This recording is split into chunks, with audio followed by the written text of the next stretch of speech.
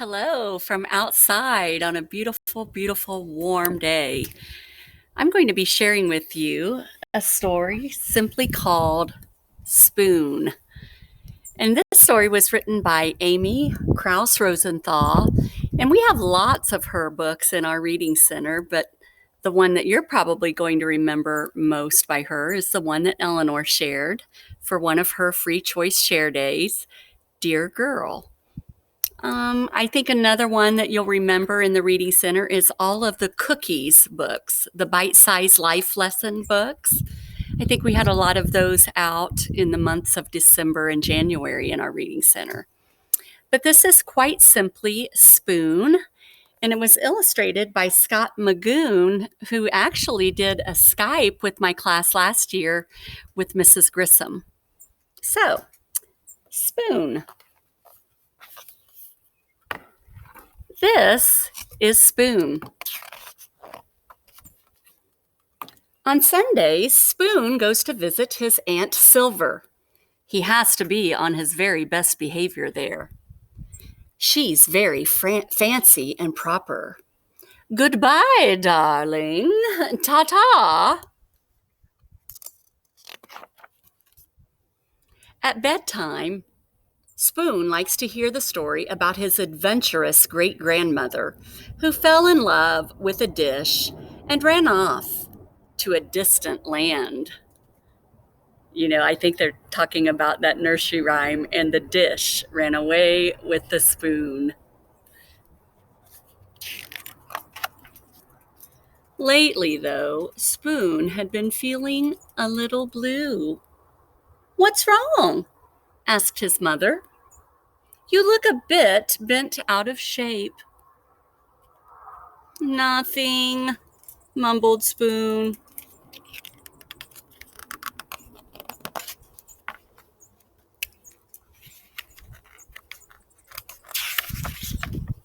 "It's just that, I don't know.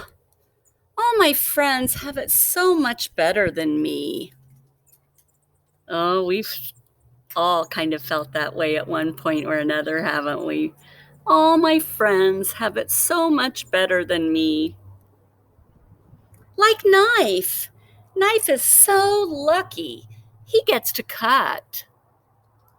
He gets to spread. I never get to cut or spread. Yes, Knife is pretty spiffy in that way, isn't he? And Fork. Fork is so lucky. She gets to go practically everywhere. I bet she never goes stir crazy like I do. Fork does get out and make herself useful, doesn't she? Can you see all the things that Fork gets to do?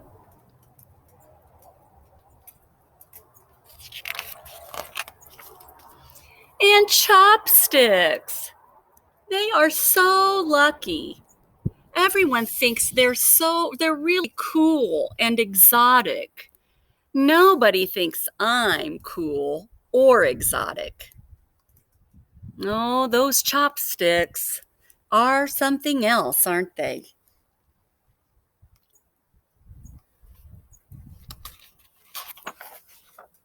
Meanwhile, if Spoon only knew what his friends were saying at that very minute.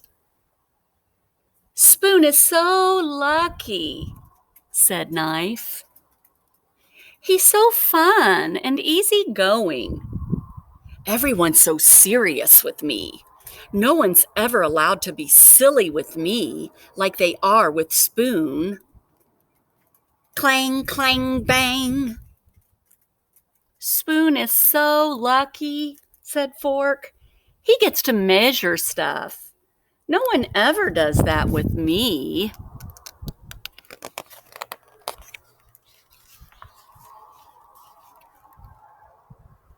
"Spoon is so lucky," said Chopsticks. "He can go places all by himself. We could never function apart."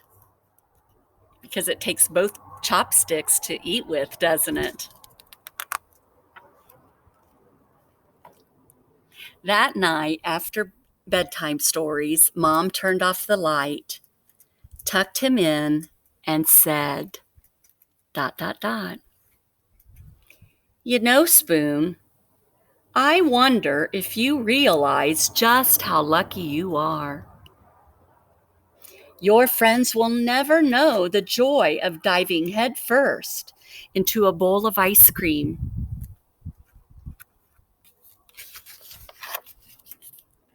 They'll never know what it feels like to clink against the side of a cereal bowl. There it is. What kind of word is clink? That's right. That's one of those onomatopoeia words, isn't it? One of those sound effects words. Clink.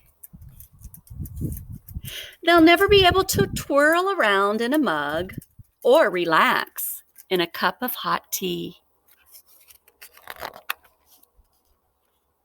Oh, Spoon hadn't thought of it that way before.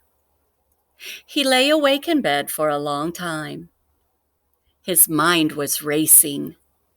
He felt so alive. There was only one thing to do. What do you think he's going to do? I can't sleep. Come snuggle. Come Spoon. And so he did.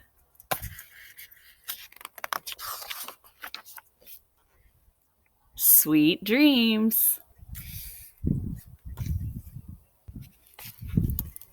And that is Spoon. Do you think there's a lesson to be learned there? Do you think there's something that Amy Krauss Rosenthal wanted us to learn or a lesson to take away? Have you ever heard that the grass isn't always greener on the other side of the fence? Sure, we should just learn to be happy with what we have because maybe the folks that we're jealous of don't have it so great after all. Maybe we have it much greater than we think we do. I certainly hope you enjoyed Spoon and the lesson that it taught us as much as I did reading it to you.